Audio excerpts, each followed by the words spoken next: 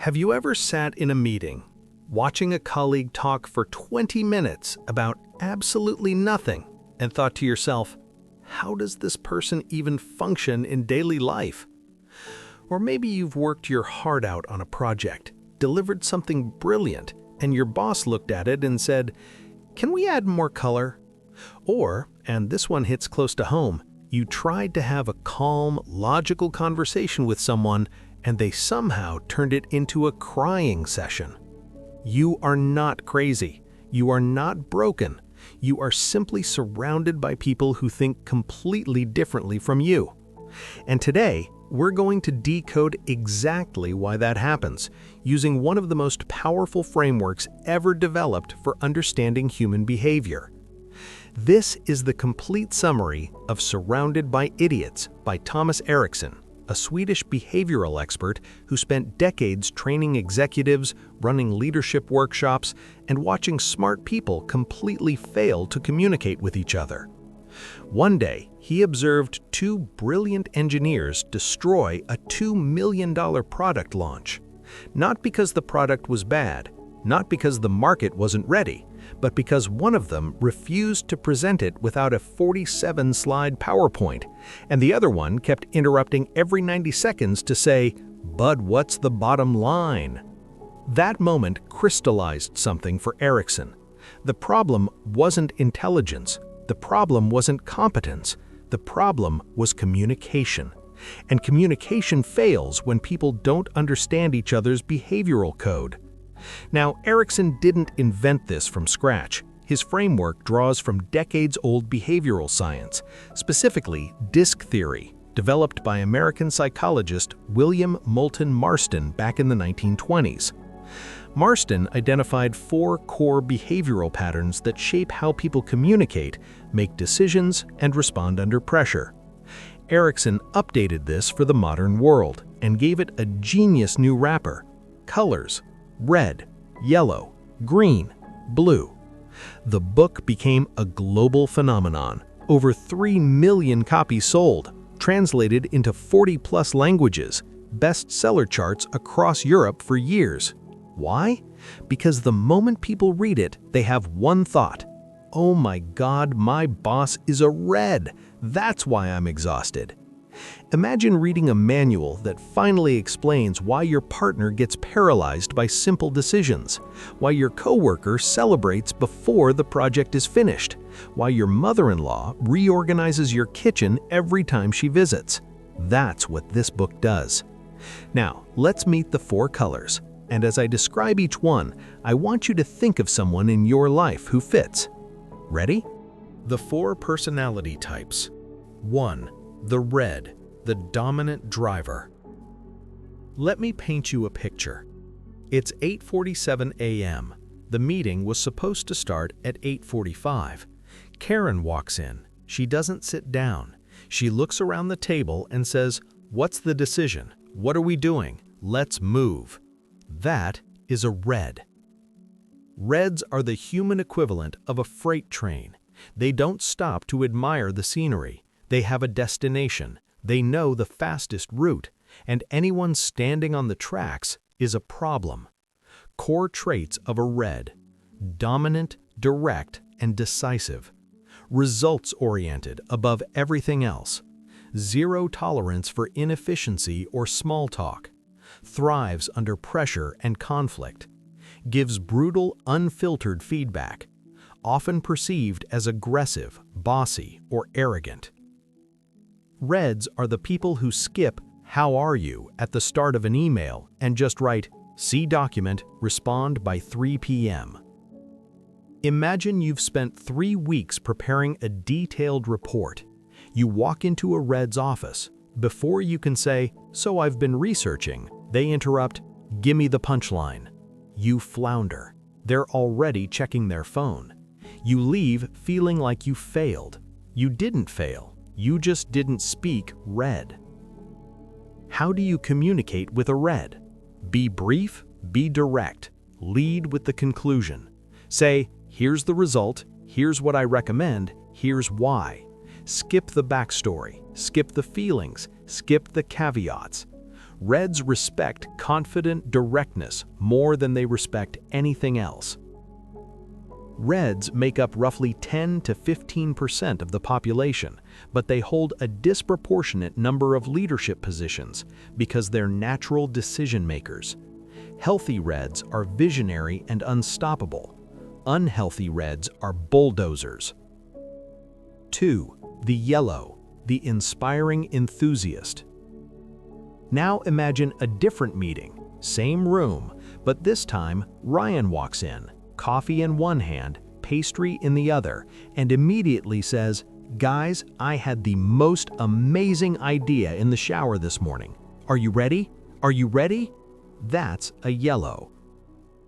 Yellows are sunshine in human form. They light up rooms. They make you feel like the most interesting person in the world. They turn a Tuesday afternoon into an event. Core traits of the yellow: enthusiastic, optimistic, and intensely social. Creative and full of ideas, too many ideas. Loves recognition, attention, and group energy. Struggles with follow-through in details. Talks a lot about everything. Forgets deadlines but never forgets a face. Yellows are the people who started a new business, a diet, a podcast, a charity, and a sourdough starter all in the same month, and somehow abandoned all of them by month 2. A yellow project manager once sent her team an email with the subject line, "OMG idea," no other context. In the body, 17 bullet points of half-formed concepts, 3 exclamation points per sentence, and a GIF of a golden retriever. The team had no idea what being asked. The yellow had already moved on to the next idea.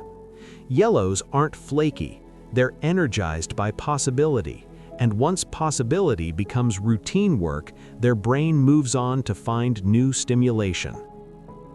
How do you communicate with a yellow? Bring energy, give them the big picture, let them talk, affirm their ideas, then quietly handle the implementation details yourself. Yellows are natural salespeople, marketers, entertainers, and inspirational leaders. They make up about 25 to 30% of the population. The world's motivational speakers and charismatic CEOs are often yellows. 3. The green, the stable supporter. Different scene. You're having the worst day. Nothing's working. You drop into a colleague's office, not to fix anything, just to exhale. And that person puts down what they're doing, turns to face you fully, and says, "Tell me everything." That is a green.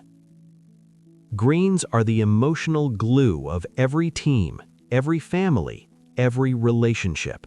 They don't just listen, they make you feel heard, genuinely, completely heard. In a world of noise, they offer silence and warmth. Core traits of a green: calm, patient, and deeply empathetic.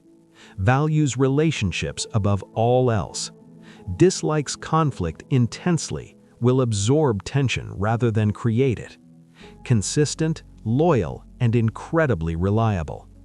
Change is stressful. They need time and safety to adapt.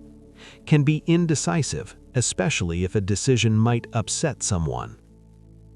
Greens are the person who has worked at the same company for 14 years, knows every person's birthday, organizes every farewell party, and would rather work late every night for a month than tell their manager the project scope is impossible. Ask a green where they want to go for dinner. They'll say, "Oh, anywhere is fine." You suggest Thai food. They say, "Sure." You arrive. They hate Thai food, but they won't say a single word. They'll eat pad Thai in silent suffering because they absolutely will not be the person who ruined the evening. This is green to the core. How do you communicate with a green? Never spring change on them without explanation. Never create chaos without giving them a safe space to process it. And never, ever Pressure them to make a fast decision. They'll freeze and then quietly resent you for it. Greens are the most common type, roughly 35 to 40% of the population. They are the backbone of hospitals, schools, counseling, and any team that requires long-term collaboration and stability. 4. The blue, the analytical perfectionist. Final scene. You've just finished your presentation. You feel great. You absolutely crushed it. Then, from the back corner of the room, someone raises their hand. They have a notepad, a very organized notepad. They say, "Slide 14, you referenced a 2019 McKinsey study. Was that the Q4 or Q2 report? Because the Q4 data tells a significantly different story. Also, your margin calculation on slide 22 uses a 12-month rolling average, but the industry standard is 18 months. And one more thing, your font sizes are inconsistent." That's a blue. Blues do not mean to make you feel stupid. They are genuinely, sincerely trying to make the work correct. Quality isn't a preference for blues, it's a moral position. Errors are not acceptable. Approximations are not acceptable. Good enough is a phrase that gives blues physical discomfort. Core traits of a blue: analytical, precise, and deeply systematic. Needs data, proof, and evidence before deciding anything. Holds extremely high standards for their own work and everyone else's. Reserved, introverted, and careful with every word. Cautious about change, needs thorough justification. Can appear cold, critical, or emotionally distant. Blues are the people who read the entire terms and conditions, who research a dental procedure before their appointment, who send an email and then immediately reread it 3 times. A blue was given a 1-page brief and asked to give feedback by the next morning. She showed up with 11 pages of typed notes, a color-coded spreadsheet of discrepancies, a list of 34 questions organized by category. Her manager was completely overwhelmed. But here's the thing, she was right about every single issue. Blues are frustrating because they're usually correct. How do you communicate with a blue? Don't rush them. Give them data, not just enthusiasm. Don't expect them to decide on the spot. And when they critique your work, take a breath. They're not attacking you. They're respecting you enough to be honest. Blues make up roughly 20 to 25% of the population. Accountants, engineers, scientists, surgeons, lawyers, programmers, they all skew heavily blue. Civilization runs on the work of blues. Section 2. No one is pure. Combinations and conflicts. Here's where it gets fascinating, and where most summaries get lazy. Erikson is very clear about something. Nobody is purely one color. We're all blends. Most people have a dominant color and a secondary color, and understanding combinations is where this framework becomes a genuine superpower. Red plus yellow, the explosive combo. Imagine someone with boundless energy, 100 ideas per day, and the drive to execute them immediately, without planning, without caution, without asking anyone's opinion. This is the red-yellow, the world's most exciting and most dangerous entrepreneur. They launch, they disrupt, they inspire. They also sometimes bankrupt the company because they moved too fast on incomplete information. Example: think of the charismatic startup founder who raised $50 million on a pitch deck alone, hired 200 people in 6 months, then pivoted the entire company's strategy at a company-wide meeting with 48 hours notice. Half the room was electrified. The other half immediately updated their LinkedIn profiles. Red versus blue, the classic battlefield. This is the most common workplace conflict in the world. The red wants a decision now. The blue needs more data. The red says, "We know enough." The blue says, "We don't have confirmation on variables 3 through 7. Neither of them is wrong, but they'll each think the other is incompetent. And that's where organizations break.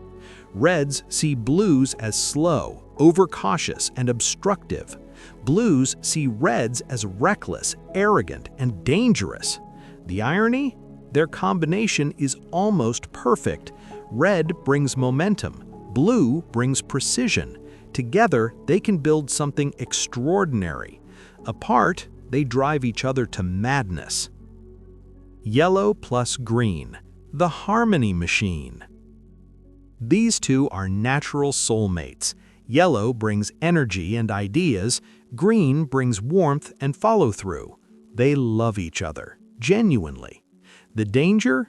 They avoid hard conversations. They're so committed to harmony that uncomfortable truths never surface. Problems quietly pile up until they explode, and both of them are devastated because neither one saw it coming. Blue plus green, the reliable backbone. This combination produces the most trustworthy, careful, and considerate people you'll ever meet. They think before they speak. They honor every commitment. They never overpromise. The challenge? They can be so cautious that they become invisible. Great ideas die in their minds because the timing never feels quite right. The world loses enormous value when blue-greens silence themselves out of fear. Every combination has strengths and blind spots. Self-awareness isn't about fixing your flaws, it's about understanding your blind spots so you can compensate and appreciate the people who see differently. Section 3. Stress, Conflict, and Leadership. The most important and most underappreciated part of this framework is what happens to each personality type under stress. Because here's the truth, most of us are perfectly pleasant when everything is going well. It's when the project is on fire, the deadline is tomorrow, and the server just crashed, that's when personality reveals itself. And if you don't understand stress responses, you will make everything worse. Red under stress. The volume goes up. The patience disappears. They become aggressive, controlling, and domineering. They start overriding decisions, dismissing input, snapping at anyone who asks questions. What helps a stressed red? Give them something to do. Reds release stress through action. Give them a problem to solve, a decision to make, a battle to fight. Do not put them in a feelings conversation. Yellow under stress. They panic loudly. They catastrophize. They overshare their anxiety. They jump between solutions and pull everyone into their spiral. Or they go completely silent, which is even scarier, because silence from a yellow means something has really broken. What helps a stressed yellow? Genuine acknowledgement and positive reframing. Remind them of past wins. Show them the light at the end of the tunnel. Don't give them more data, give them hope. Green under stress. They go quiet and carry the weight entirely alone. They absorb everyone else's anxiety, say, "I'm fine," when they absolutely are not, and eventually hit a wall of complete emotional exhaustion. The tragedy of a stressed green, no one notices until they've been silently suffering for months. What helps a stressed green? Check in, specifically. Ask real questions, wait for real answers. They won't volunteer the truth, they'll protect you from it. Blue under stress. They get hypercritical. Every error becomes intolerable.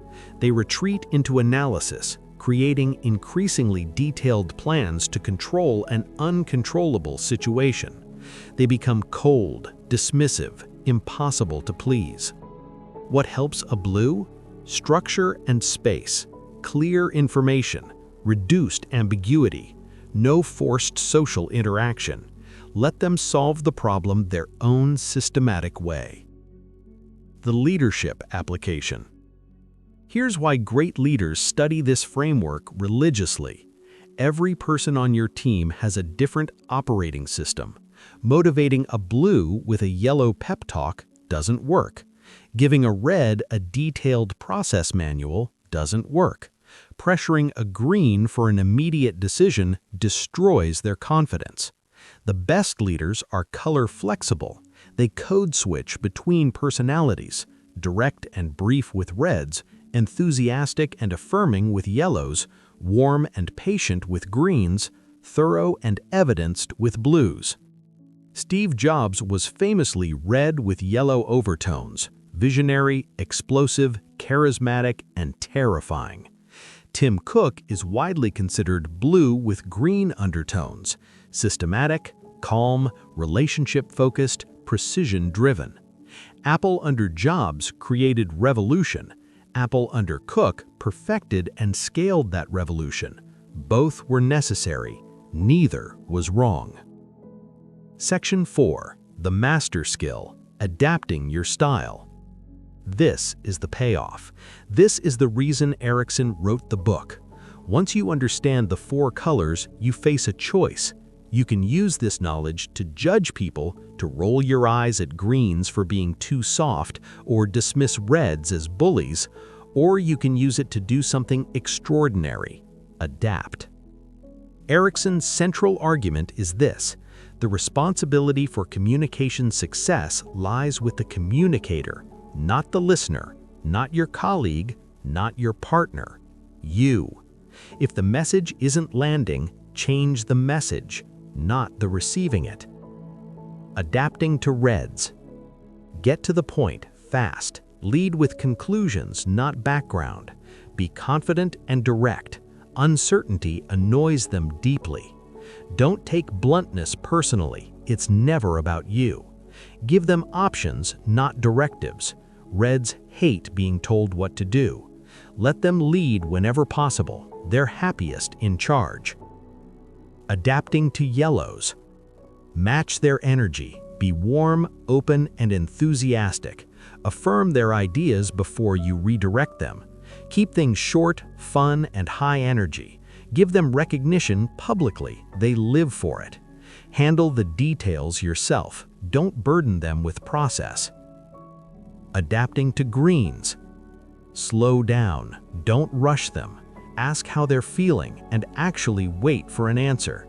Give advance notice before change. No surprises ever.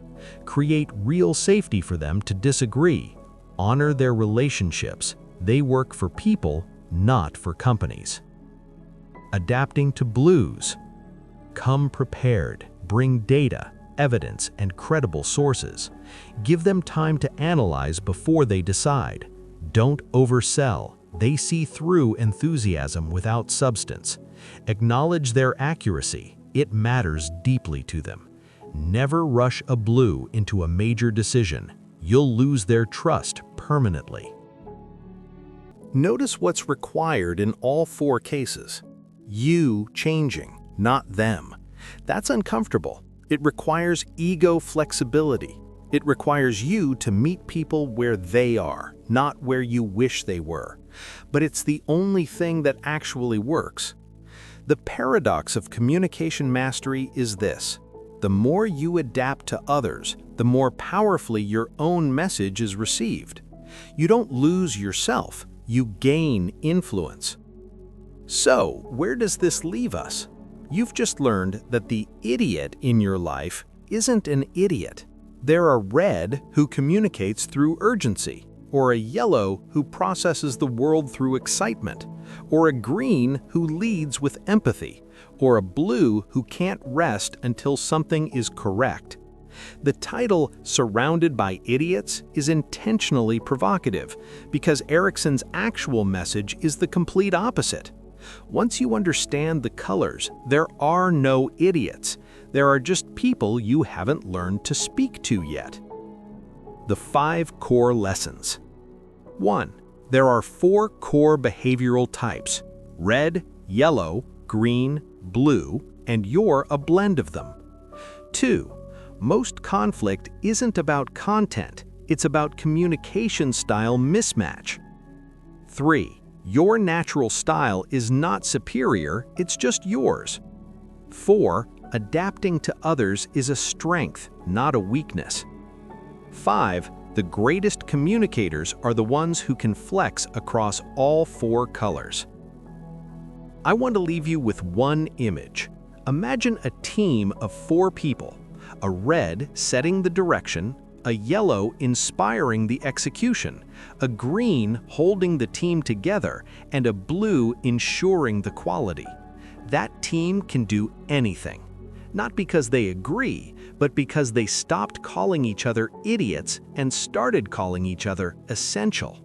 The people who drive you crazy the most, they're not your enemies. They might be your greatest assets if you stop fighting their differences and start leveraging them. That's the entire message of this book, and it might just change how you see every single person in your life. Before I go, I want to ask you something. Think of the most difficult person in your life right now. What color are they? And here's the harder question. Have you ever actually spoken their language?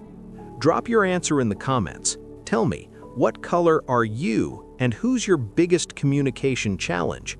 If this video helped you see someone differently, share it with them. Not as a joke, as a gift. Thank you for watching.